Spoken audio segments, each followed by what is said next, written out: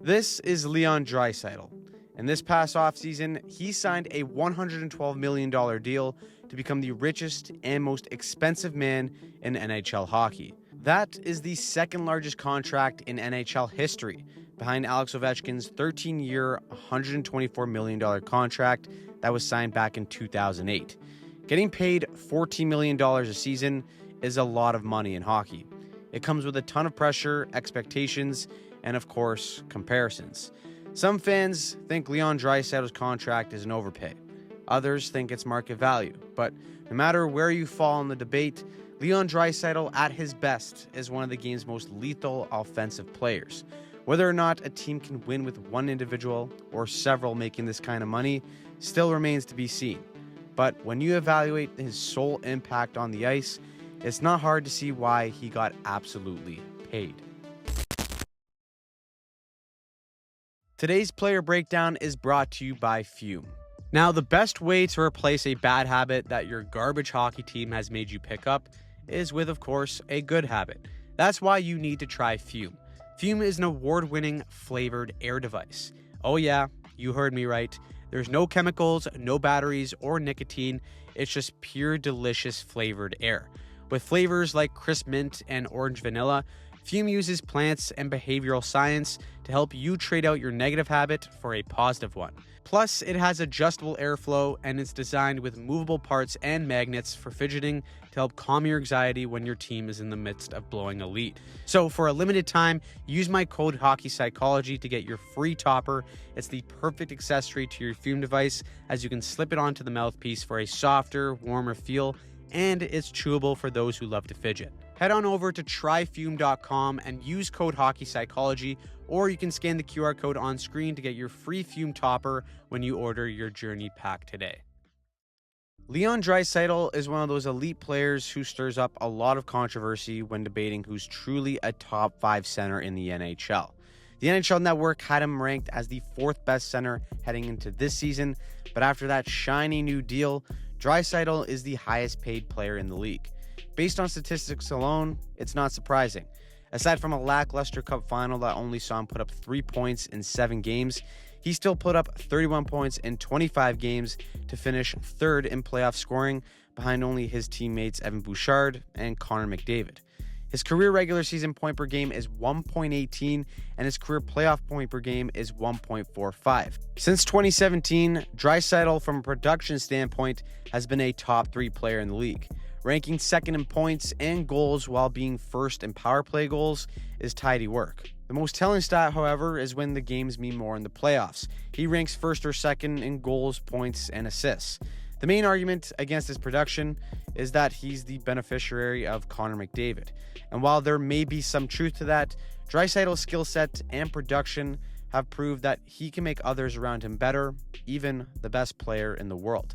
The best shooters in the game have offices, which are places on the ice where if they get the puck in that spot, it's pretty much automatic. For Leon Draisaitl, that spot is on the goal line on the right wing.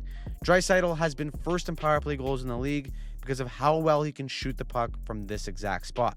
The Oilers' power play statistically has been the best the NHL has ever seen, and that's because of the volume of options that they can create when McDavid specifically has the puck. With that being said, their primary option is a McDavid-Draisaitl one-timer. Now, for penalty killers, every team has their own structure. Some PKs play a box, some play a wedge +1, and some play a diamond. But no matter the formation, penalty killers can't stop Draisaitl simply because of his location. The goal line is by no means considered a high-danger scoring chance for pretty much any other player in the league except for Draisaitl. Yet killers still have no choice but to leave Draisaitl uncontested, especially because cheating towards him would open up another deadly option on the Oilers' power play. When the penalty killers start running around and seams open up through the middle of the ice, McDavid can attack downhill on that left side and find Draisaitl in his office. If penalty killers are doing a solid job of closing off the cross-seam pass, McDavid will join Draisaitl on the right side and then threaten the middle to open up a lane and make an easier pass. Another thing is Draisaitl's release. Very rarely does he use a full windup to shoot the puck like we see with other shooters. Because of this, it makes his ability to adjust to the location of an oncoming pass a lot easier. That type of release only makes him more dangerous as he glides into the bumper position on the power play. But again, what separates him in this area is that touch of innovation in these spots where defenders are simply left helpless. This is a set play between McDavid and Draisaitl, where Draisaitl actually turns his back to McDavid while on the bumper and presents his stick blade. Typically, a right-handed shot would slot here for a quick one-timer, but the innovation and skill to take a pass on the backhand and then quickly snap it on the forehand is just another layer of trickery that gives him the edge against his opponents. Defenders are just simply not expecting a left-handed shot to be a shooting threat in this position with their back turned to the play. The brilliance of Connor McDavid and his playmaking still needs the finishing touch of Leon Draisaitl. Now, if you thought that teams would be safe from Draisaitl's offense when even strength, you'd also be wrong. In the frame here, you can see all 4 Oilers players in motion in the offensive zone, and not even on the screen is Leon Draisaitl. The Ducks' defensive coverage doesn't even consider Draisaitl a threat because he's on the damn boards. Unfortunately, he still makes them pay. Now, perhaps the most important part of Draisaitl's game is his passing. In the annual NHL player vote, Draisaitl was voted amongst his peers as the best pure passer in the league. When he's not one-timing pucks from his office, he's frequently setting up cross-seam passes for more dangerous options. If Draisaitl doesn't get a puck he thinks has a chance of going in, he'll maintain possession and survey his options. It's the patience in this area that keeps defenders honest and constantly second-guessing his intentions. Now, where I think Draisaitl is the most interesting to watch is off the rush, because he doesn't necessarily have blazing speed, but he's a strong, powerful skater who understands when to use his speed. Draisaitl is a master at orchestrating plays by using a variety of speed changes and passes through triangles to put defenders in awkward positions. Here, Draisaitl is going to purposely drive the middle of the ice on this 3-on-2 with options to his left and right. With back pressure closing in and this defender closing the gap by stepping up at the line, he knows that 2 things are happening. First, McDavid has some open ice, and 2, this defender will try and poke the puck at the line to prevent an entry. As the stick flares out, Draisaitl passes through the defender's triangle, and he feeds McDavid for him to finish the job. This rush play here favors Winnipeg as they have 2 defenders back and back pressure coming in, while Draisaitl only has Hyman driving the middle. By the time he reaches the blue line, options are significantly limited as Pionk closes the gap. But this is where Draisaitl works his magic. As soon as Pionk reaches in with his stick, Draisaitl stops up and shifts his body between the puck and Pionk. As the rest of Winnipeg's back pressure closes in, Draisaitl climbs back up the wall to suck in coverage while his reinforcements arrive. Just like that, a rush that was in control for Winnipeg ends up in the back of their net because of Draisaitl's ability to control the pace. And just when you think you have him sealed off with numbers, he'll jam the brakes and force you to close in. Because he's often in a glide position, defenders think that they have a step on him, but usually he can use his big frame, absorb the contact, and then find the late man coming in. To add on to the headache, there's maybe no one better at the backhand dish than Leon Draisaitl. Defenders usually try and force offensive players to their backhand as it's harder to make a strong offensive play.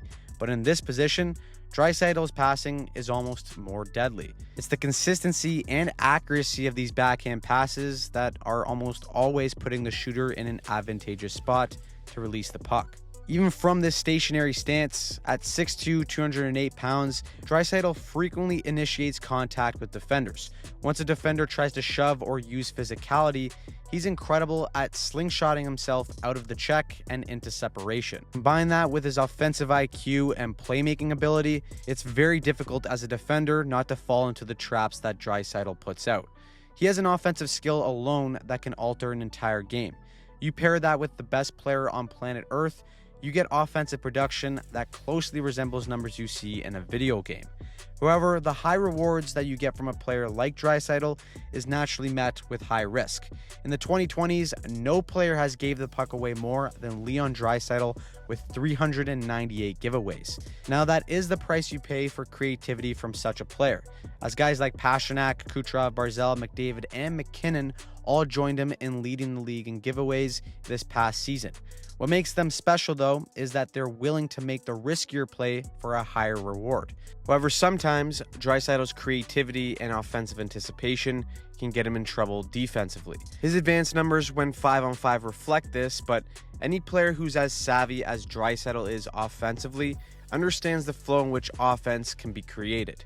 That alone usually puts him in the right spot on the defensive side of the puck to create a turnover and anticipate a threat. This combination of production and skill has allowed Draisaitl to earn the second richest contract in NHL history. And although his teammate is next in line to surpass that number, Draisaitl has officially set the bar for every other superstar looking for a new deal.